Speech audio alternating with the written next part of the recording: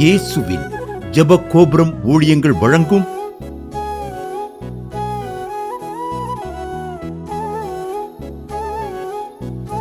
நம்பிக்கையிலே சந்தோஷமாயிருங்கள்.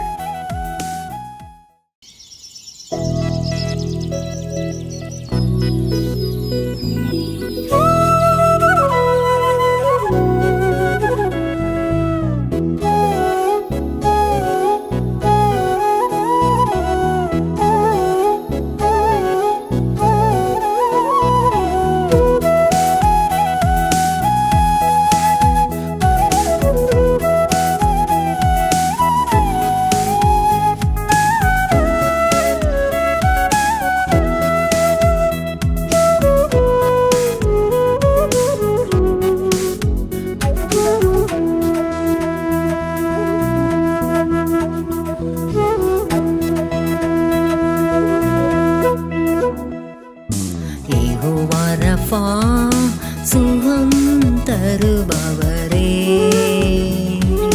பலன் தருபவரே,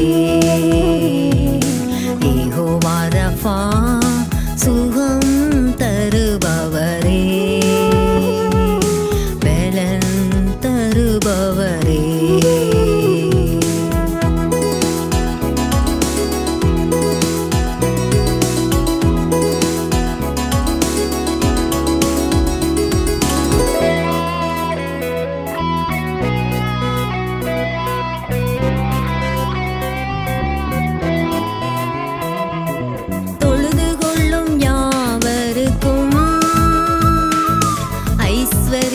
சம்பனரே, தொழுது கொள்ளும் யாவருக்கும் ஐஸ்வரிய சம்பனரே, ஐஸ்வரியம் கனமகிமை உம்மாலே வருகிறது, ஐஸ்வரியம் கனமகிமை உம்மாலே வருகிறது, இயேசுவே உம்மாலே வருகிறது. யெகோவா ரஃபா சுகம் தருபவரே, பலன் தருபவரே, யெகோவா ரஃபா சுகம் தருபவரே, பலன் தருபவரே. அடுத்து ஜாய் டிவி 3வது சாட்சி. மணிங்கிறவங்க சென்னையிலேருந்து எழுதியிருக்காங்க. என் மகளுக்கு நான் கிட்டத்தட்ட 4 இயராக 4 வருஷம் நான் மாப்பிள்ளை பார்த்தேன், அமையலை. அம்மா சொன்னாங்க ஒரு பொருத்தம் பண்ணி நீங்கள் ஜெபம் பண்ணுங்கன்னு சொன்னாங்க. உடனே நான் ஒரு பொருத்தம் பண்ணி ஜெபம் பண்ணேன். நம்பிக்கையிலே சந்தோஷமாயிருங்கள். இந்நிகழ்ச்சியை பார்க்கிற யாவருக்கும் இயேசுவின் நாமத்தினாலே இனிய வாழ்த்துக்களை தெரிவித்துக் கொள்கிறேன். செய்திக்கு நேராக கடந்து செல்வோமா? சங்கீதம் 149வது அதிகாரம் 4வது வசனம். கர்த்தர் தம்முடைய ஜனத்தின் மேல் பிரியம் வைக்கிறார், சாந்த குணமுள்ளவர்களை இரட்சிப்பினால் அலங்கரிப்பார். கர்த்தர் தம்முடைய ஜனத்தின் மேல் பிரியம் வைக்கிறார். நல்ல கவனிங்க. முதலாவது வசனம் கூறுகிறது, கர்த்தர் தம்முடைய ஜனத்தின் மேல் பிரியம் வைக்கிறார். இரண்டாவது அப்பா கூறுகிறார், சாந்த குணமுள்ளவர்களை இரட்சிப்பினால் அலங்கரிக்கிறார். நல்லா கவனிங்க. இன்னைக்கு தேவ பிள்ளைங்களுடைய வாழ்க்கையில் அப்பா பிரியம் வைக்க வைக்க வைக்க நம்முடைய வாழ்க்கையில் ஒரு அலங்காரம் உண்டாக ஆரம்பிக்கும். அப்பாவுடைய பிரியம் நம்ம மேலே இருக்கணுமானா, அப்பாவுடைய பிரியம் நம்ம மேலே வருமானா, முதலாவது நம்ம செய்ய வேண்டிய காரியம், ஓசியா 14வது அதிகாரம் 1வது வசனத்தை வாசித்தோமானா, இஸ்ரவேலே உன் தேவனாகிய கர்த்தரிடத்தில் திரும்பு, நீ உன் அக்கிரமத்தினால் விழுந்தாய். நல்ல கவனிங்க. தேவ பிள்ளைகளாகிய நம்ம மேல அப்பாவுடைய பிரியம் வர வேண்டுமானா, பிரியம் வைக்கணுமானா, நம்மளை ஒரு அலங்கரிப்பாய் அலங்கரிக்க வேண்டுமானா, நம்ம முதலாவது செய்ய வேண்டிய காரியம் அவரிடத்துல திரும்பணும். அதனாலதான் எரேமியாலையும் சொல்லுகிறார், எப்பா உனக்கு திரும்ப மனதா இருந்தா என்னிடத்துல திரும்பும்பா, திரும்புப்பா. கவனிங்க, தேவ பிள்ளைங்க அவரிடத்துல திரும்பும் போது அப்பாவுடைய பிரியம் நம்ம மேல காணப்படும். வேதத்துல நம்ம பார்க்கிறோம், அப்பா ஒரு உவமையை சொன்னார். லூக்காவில் நம்ம பார்க்கிறோம், 15வது அதிகாரத்துல நம்ம பார்த்தோமானா, ஒரு மனுஷனுக்கு 2 குமாரர்கள் இருக்கிறார்கள். இளைய குமாரன் தன்னுடைய தகப்பனுடைய சொத்துல பாதியை வாங்கிட்டு தூர பிரயாணம் போனான். தன் இஷ்டப்படி செலவழித்தான், எல்லாத்தையும் செலவழிச்சான். எல்லா ரூபாயும் காலி ஆயிடுச்சு, எல்லாமே ஒன்றும் இல்லாம போயிடுச்சு. இவன்கிட்ட ஒன்றும் இல்லைன்னு தெரிஞ்ச உடனே அவன் கூட இருந்த ஃப்ரெண்ட்ஸ் எல்லாம் அவனை விட்டு விலகி போயிட்டாங்க. நல்லா கவனிங்க, அப்பா நமக்கு சொன்ன வார்த்தை அதுதான் நம்முடைய வாழ்க்கையிலே நடக்குது. இன்னைக்கும் காசு இருந்தா தாங்க, காசு இல்லைன்னா எல்லாம் நம்மளை விட்டு போயிடுறாங்க. இன்னைக்கு அதான் சொல்லுகிறது, எல்லாரும் அவன் ஃப்ரெண்ட்ஸ் எல்லாம் அவனை விட்டு போயிட்டாங்க. போன பிறகு பாருங்க, அவனுடைய சரீரமும் கெட்டு போச்சு, வேலைக்காக அலைகிறான், பசியில சாகுறான். அப்போ பாருங்க, பன்றிகளை மேய்க்கிறவன் இடத்துல போய் வேலைக்கு சேருகிறான். அது சாப்பிடுகிற பன்றிக்கு போடுகிற தவிட்டுனால தன் வயிறை நிரப்ப ஆசையாக இருந்தான், அதுவும் அவனுக்கு கிடைக்காம போயிட்டுருங்க. அதுக்கப்புறம் அவன் நினைக்கிறான், ஐயோ என்னுடைய தகப்பனுடைய வீட்டில் எல்லாருக்கும் வேலைக்காரங்களுக்கு முதற்கொண்டு பூர்த்தியான சாப்பாடு இருக்குமே, ஆனால் நானும் இங்கே பசியால் வாடுகிறேனே. அப்பொழுதுதான் அவனுடைய புத்தி தெளிய ஆரம்பிக்கிறது, புத்தி தெளிய ஆரம்பிக்கிறது. அதற்கு பின்பு அவன் தன் தகப்பனுடைய வீட்டை நோக்கி நடக்க ஆரம்பிக்கிறான். நல்லா கவனிங்க, எப்பொழுது அவன் திரும்ப ஆரம்பித்தானோ வீட்டை நோக்கி வந்து கொண்டு இருக்கிறான். இவன் நடந்து வரும்போதே, இவன் வருகிறான்னு செய்தி கேட்ட உடனே அப்படியேவும் அவருடைய தகப்பனுக்குள்ள ஒரு ஜீவன் உள்ள வந்தது. அதை கேள்விப்பட்ட உடனே எந்திரித்தார், ஓடினார், ஓடி போய் கட்டி அணைத்து முத்தம் கொடுக்கிறார் தன்னுடைய பிள்ளையங்க. நல்லா கவனிங்க, நம்ம திரும்பும் போது அப்பாவுடைய பிரியம் நம்ம மேல காணப்படும். நம்ம திரும்பணும், நம்ம மனம் திரும்பணும், அப்பா பக்கம் திரும்பணுங்க, அப்பா பக்கம் திரும்பணும். அப்பா பக்கம் திரும்பும் போது அப்பாவுடைய பிரியம் நம்ம மேல காணப்படும். அடுத்த ஒரு காரியம், அப்பாவுக்கு முன்பாக தன்னை தாழ்த்துறான். எப்பா, இனிமேல் உம்முடைய குமாரன் என்ன சொல்லப்படுவதற்கு நான் பாத்திரன் அல்லப்பா, உம்முடைய கூலிக்காரரில் ஒருவனாக என்னை வைத்து கொள்ளுங்க. நம்ம கேட்குறான் பாருங்க, தன்னை ரொம்ப தாழ்த்துறாங்க. நல்லா கவனிங்க, தன்னை தாழ்த்துகிறவன் எவனோ அவன் உயர்த்தப்படுவாங்க. நீங்க அப்பாவுக்கு முன்னாடி தன்னை தாழ்த்தி பாருங்க. எப்பா என்னால ஒன்றும் இல்லைப்பா, உங்களால தான்ப்பா எல்லான்னு தாழ்த்தி பாருங்க. அப்பாவுடைய பிரியம் உங்க மேல தாங்க வரும். இன்னைக்கு தேவ பிள்ளைகளுடைய வாழ்க்கையில் அதுதான் காரணம். முதலாவது மனம் திரும்பணும், நம்முடைய இருதயத்தை அப்பா பக்கம் திருப்பணும். எங்கெங்கேயோ டைவர்ட் பண்ணி எதையோ கேட்டு நம்ம ஓடக்கூடாது. அப்பா பக்கம் திரும்பணுங்க. திரும்பும் போது அப்பாவுடைய பிரியம் நம்ம மேல இருக்கும். நம்மை தாழ்த்தும் போது அப்பாவுடைய பிரியம் நம்ம மேல இருக்கும். நம்முடைய பாவங்களை அறிக்கையிட்டு அவைகளை விட்டு விடும்போது அப்பாவுடைய பிரியம் நம்ம மேல இருக்குங்க.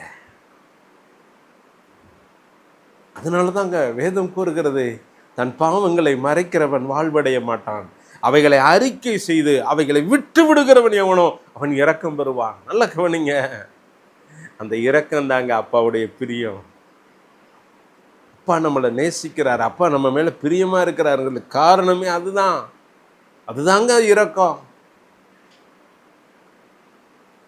அவைகளை விட்டுறணும். வேண்டாம்ப்பா, உங்கள் இருதயத்தை வேதனைப்படுத்துகிற எந்த ஒரு காரியமும் வேண்டாம்ப்பான்னு சொல்லி அவைகளெல்லாம் விட்டுட்டோம்னா எல்லாம் கவனிங்க, அப்பாவுடைய பிரியம் நம்ம மேலே காணப்படுங்க. சரி, ரைட்டு. நம்ம சங்கீதம் அந்த 149வது சங்கீதம் 4வது வசனத்துக்கு திரும்ப நம்ம பார்த்தோமானா அப்பா சொல்கிறார், கர்த்தர் தம்முடைய ஜனத்தின் மேல் பிரியம் வைக்கிறார். சரி, பிரியம் எப்போ வைப்பாருங்கிறத நம்ம பார்த்தோம். நம்ம திரும்பும்போது, நம்முடைய இருதயத்தை அவர் பக்கமாய் திருப்பும்போது, நம்மை தாழ்த்தும் போது, நம்முடைய பாவங்களை அறிக்கையிட்டு நம்ம மனம் திரும்பும் போது, அவைகளை விட்டு விடும் போது, நல்லா கவனிங்க, அப்பாவுடைய பிரியம் நம்ம மேலே காணப்படும். பிரியம் வைக்க வைக்க அப்பா என்ன செய்கிறார் தெரியுமா? சாந்த குணம் உள்ளவர்களை ரட்சிப்பினால் அலங்கரிக்கிறார். தேவ பிள்ளைங்களுக்கு ஒரு அலங்கரிப்பை ஆண்டவர் கொடுக்கிறார்.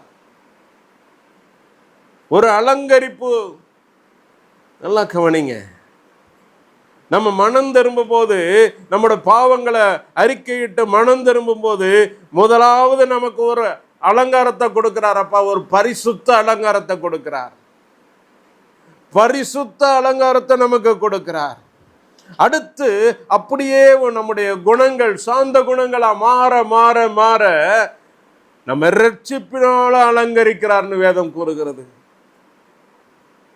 அப்பா நம்மளை அலங்கரிக்கிற அலங்கரிப்பு ஒரு ரட்சிப்பின் அலங்காரம். நல்லா கவனிங்க, இளைய குமாரன் தன் தகப்பனை தேடி போன உடனே, தன்னை தாழ்த்தின உடனே தன் தகப்பன் சொல்றாரு, நல்லா கவனிங்க,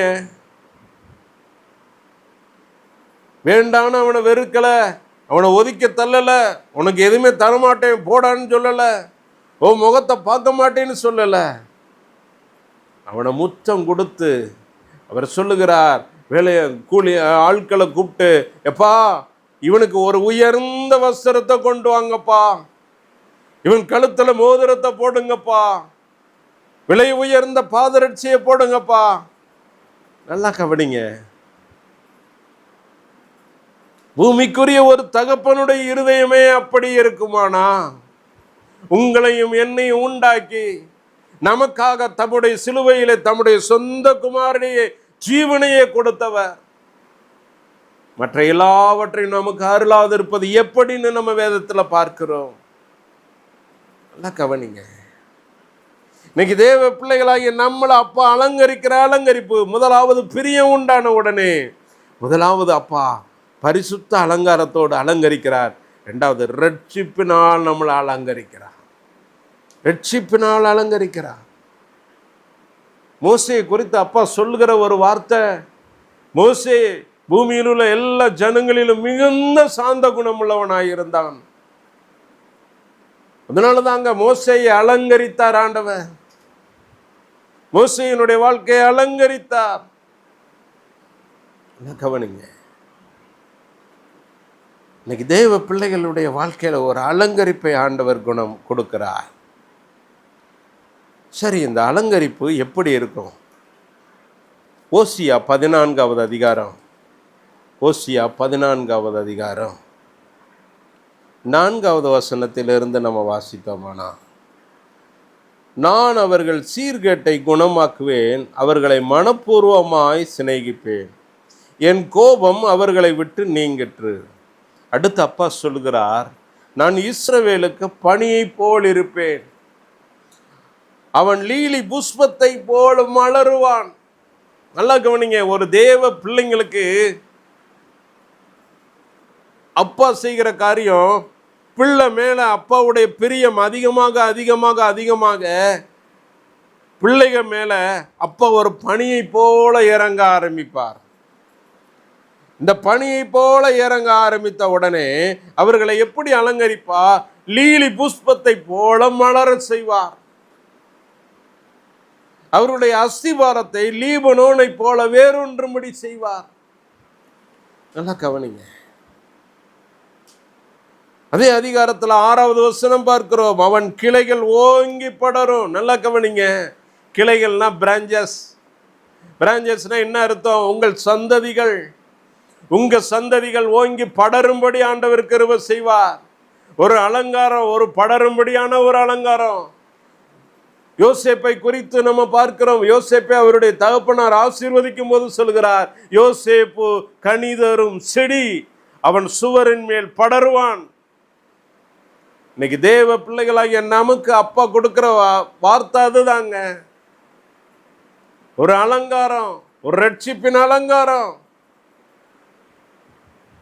ரட்சிப்பின் அலங்காரம்.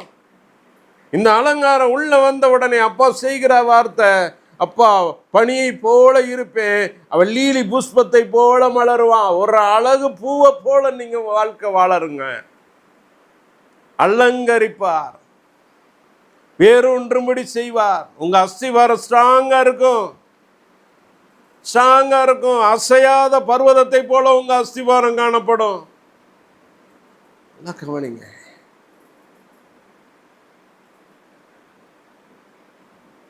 தொடர்ந்து சொல்லுகிறார், அவனுடைய வாசனை லீபனோனுடைய வாசனையை போல இருக்கும். ஒரு அலங்காரங்க, ஒரு ரட்சிப்பின் அலங்காரம். இந்த ரட்சிப்பின் அலங்காரம் வரும்போது பாருங்க, ஒரு லீலி புஷ்பத்தை போல மலர ஆரம்பிப்போம், லீபனோனை போல வேறொன்று ஆரம்பிப்போம். நம்முடைய வாழ்க்கை ஒரு அநேகருக்கு பிரயோஜனமான வாசனையுள்ள வாழ்க்கையாய் காணப்படும். இந்த வாசனையின் இடத்துல எல்லா ஜனங்களும் சூழ்ந்து வருவாங்கங்க. இது அநேகரை கவர்ந்து இழுக்கக்கூடிய வாசனை. அதான் கவனிங்க. அது மாத்திரம் இல்லாம இதே வசனத்துல நம்ம தொடர்ந்து வாசிக்கிறோம்.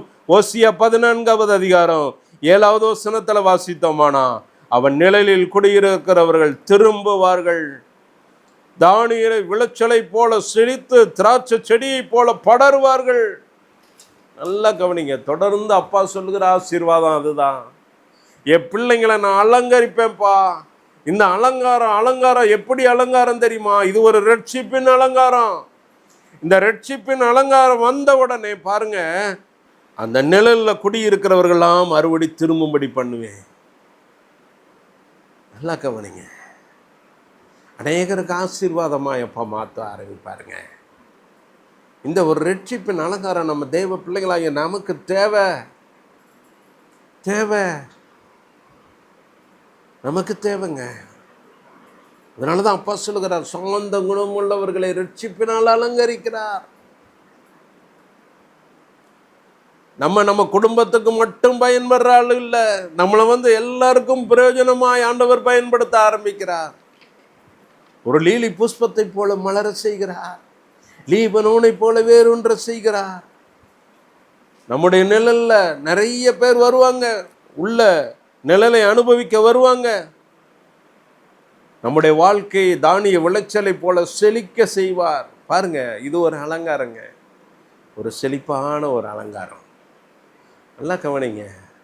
யாருமே வறட்சியான இடத்தை விரும்புவது இல்லை, வறட்சியை யாருமே விரும்புவதில்லை, வனாந்தரத்தை யாரும் விரும்புவதே இல்லை. செழிப்பத்தான் விரும்ப ஆரம்பிக்கிறோம். ஆசீர்வாதம் வேணும்ப்பா, ஆசீர்வாதம் வேணும்ப்பா. நல்லா கவனிங்க. தேவ பிள்ளையாகிய யாக்கோபு பாருங்க, யாக்கோபு தன் மாமனாகிய லாபானுடைய வீட்டுக்கு போகும்போது வெறுங்கையோட தான் போனான். ஆனா திரும்பி வரும்போது படை பரிவாரங்களோடு வருகிறான்.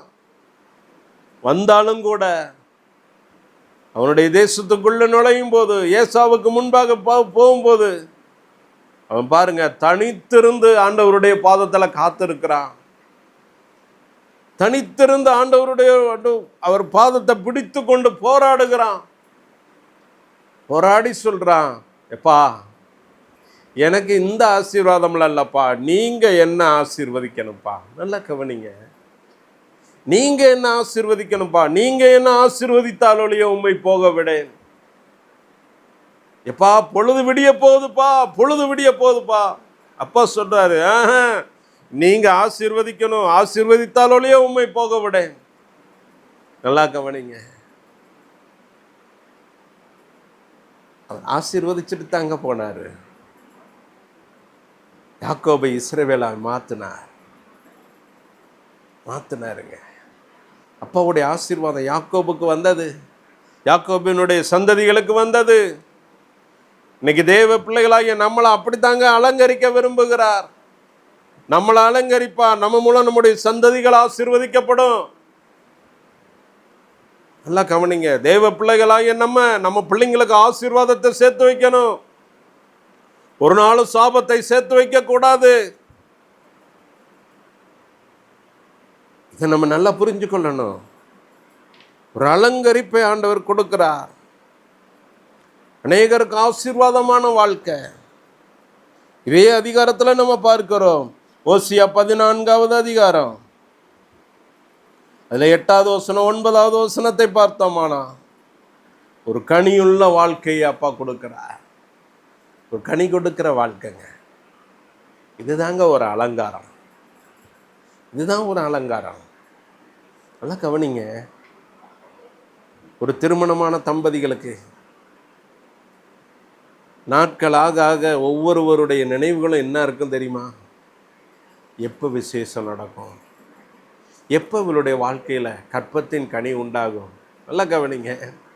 ஒரு நம்ம இந்த பூமியில் இருக்கிற நம்முடைய நினைவுகளே அப்படி இருக்குமானா, உங்களையும் என்னையும் சிருஷ்டித்து வேறு பிரித்து நமக்காக ஜீவனை கொடுத்து நமக்காக இரத்தத்தை சிந்தி கிரயம் கொடுத்து வாங்கின தகப்பன், அவருடைய இயக்க நோக்கமெல்லாம் நம்ம கனி கொடுக்கணும், அநேக லட்சங்களுக்கு பிரயோஜனமா இருக்கணும்.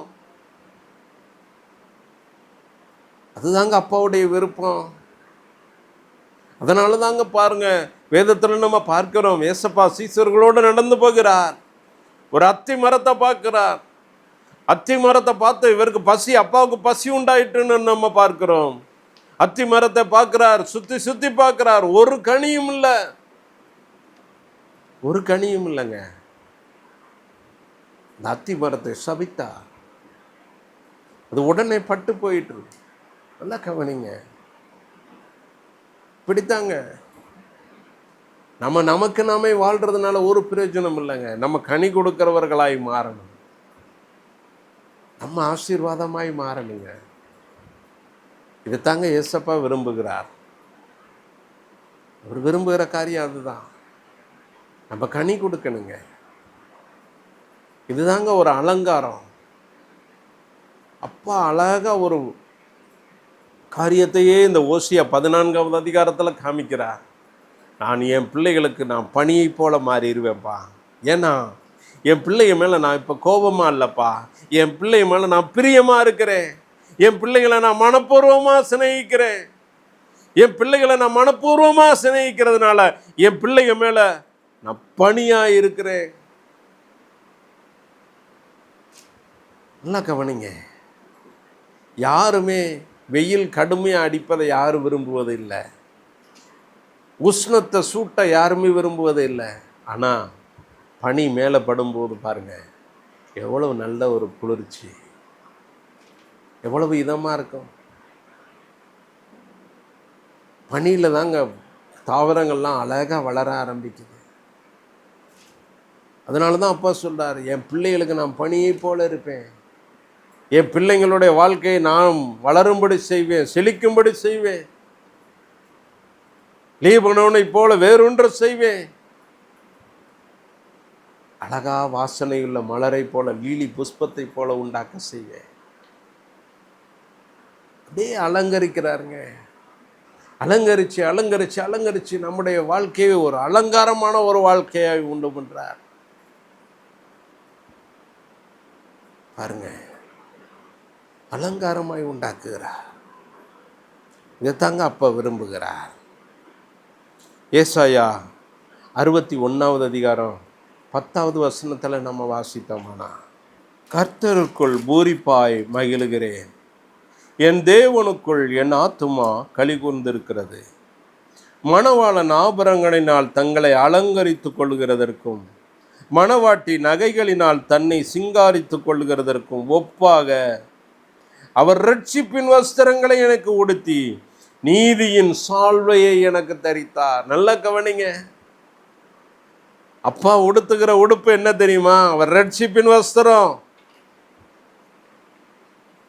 அங்க இளையகுமாரனுடைய வாழ்க்கையில நம்ம பார்த்தோம், தகப்பன் தன் பிள்ளைக்கு கொடுக்கிற வஸ்திரம் உயர்ந்த வஸ்திரம். இங்க ஏசப்பா நமக்கு கொடுக்கிற வார்த்தை என்ன தெரியுமா? வஸ்திரம் என்ன தெரியுமா? ஒரு ரட்சிப்பின் வஸ்திரத்தை அப்பா நமக்கு உடுத்துகிறார். ரட்சிப்பின் வஸ்திரத்தை உடுத்தி நீதியின் சால்வையை நமக்கு தரிப்பிக்கிறார். நல்லா கவனிங்க. ஒரு அலங்காரங்க, ஒரு ரட்சிப்பின் அலங்காரம்.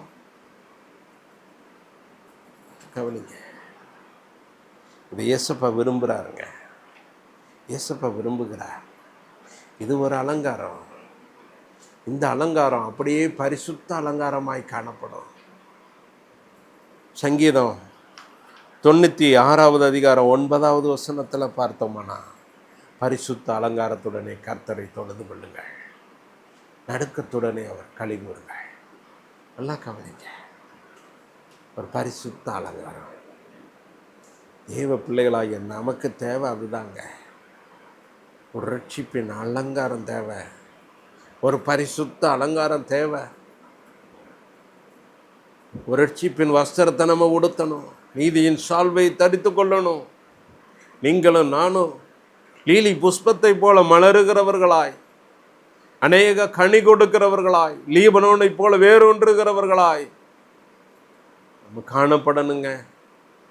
நம்முடைய வாழ்க்கை வாசனையுள்ள வாழ்க்கையாய் காணப்படணும். இதை தாங்க ஏசப்பா விரும்புகிறாரு. இந்த வாழ்க்கையை இனிமேல் நம்ம வாழ்வோம். இது வரைக்கும் எப்படி இருந்தாலும் பரவாயில்ல, அப்பா சொல்கிறா, என் பிரியம் உன் மேலே இருக்குப்பா, நீ திரும்புப்பா, நீ என் பக்கமாக திரும்புப்பா, உன் இருதயத்தை என் பக்கமாக திருப்புப்பா, திரும்ப நான் உன்னை கட்டு வைப்பேன்பா. ஆண்டவர் சொல்லுகிற வார்த்தை அதுதான். செபிக்கும்படி கண்களை மூடுவோமா? தகப்பனே, நீர் பேசின வார்த்தைகளுக்கு நன்றி செலுத்துகிறோம் ஐயா. நன்றி அப்பா, நன்றி அப்பா. இந்த வேலையிலும் கூட சுவாமி அப்பா, என் பிள்ளைகளுக்கு நான் ரட்சிப்பின் வஸ்திரத்தை நான் உண்ணுவேன்னு நீங்கள் சொன்னீங்களேப்பா. ரட்சிப்பின் அலங்காரத்தினால அலங்கரிப்பேன்னு நீங்கள் வாக்கு கொடுத்தீங்களேப்பா. ஒவ்வொருவரையும் அலங்கரிங்கப்பா. அலங்கோலமான சீர்கேடுகள்லாம் நீங்கட்டும் ஐயா. உன் சீர்கேடுகளை நான் குணமாக்குவேன்னு சொன்னீங்களேப்பா. சீர்கேடுகளை அகற்றி போடுங்கப்பா. வாழ்க்கையில் இருக்கிற பிரச்சனைகள் நீங்கட்டும். குடும்பத்தில் இருக்கிற சண்டை சச்சரவுகள் ஓயட்டும். அப்பா, உமக்கு நன்றி சுவாமி. உம்முடைய கரத்து நிழலில் ஒப்பு கொடுக்குறோம். ஒவ்வொருவருடைய வாழ்க்கையும் வளர்ந்து செழிக்கும்படி கிருபை செய்யுங்கப்பா. உமக்கேற்ற கனிகளை கொடுக்கும்படியா ஒவ்வொருவரையும் ஆயத்தப்படுத்துங்க. இயேசுவின் நாமத்தில் கஞ்சி கேட்கிறோம் நல்ல பிதாவே, ஆமென், ஆமென். மாணவர்களே, அதிசய கல்வாரி ஊழியங்கள் மூலம் ஒவ்வொரு மாதமும் தேவனால் எல்லாம் கூடும் பத்திரிகையை நாங்கள் வெளியிடுகிறோம். தேவ சமூக பாடல்கள் DVD, ACD இந்த பாடல்களை நாங்கள் வெளியிடுகிறோம். அதிசய கல்வாரி ஊழியம் இது தீர்க்க தரிசன ஜெப ஊழியமாக நடைபெறுகிறது. இந்த ஊழியங்களுக்காக ஜெபிக்க, காணிக்கையை அனுப்ப தாங்க மறவாதிருங்கள். ஜெபிக்கிற, கொடுக்கிற, உழைக்கிற உங்கள் ஒவ்வொருவரையும் ஆண்டவர் தாமே ஆபிரகாமை ஆசீர்வதித்தது போல சகல விதத்திலும் உங்களை ஆசீர்வதிப்பாராக. ஆமென். அன்பிற்குரியவர்களே, இந்த ஊழியத்தை உங்கள் காணிக்கைகளால் தாங்குபவர்களின் கவனத்திற்கு